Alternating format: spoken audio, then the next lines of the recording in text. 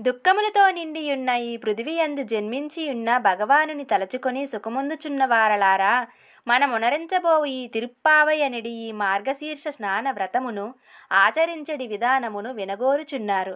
క్షీర సముద్రమునందు నిశ్శబ్ద సహితముగా మొరలు ఆలకించుటకై శయనించి ఉండెడి ఆ పురుషోత్తముని యొక్క పాదపద్మములని కీర్తన నొనొత్తుము.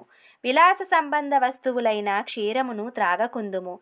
ఇంకనూ తెల్లవారకనే స్నానమునరించి కనులకు కాటుక దీర్పము. సుగంధభరితములైన పుష్పాదులు తలలో ముడువము.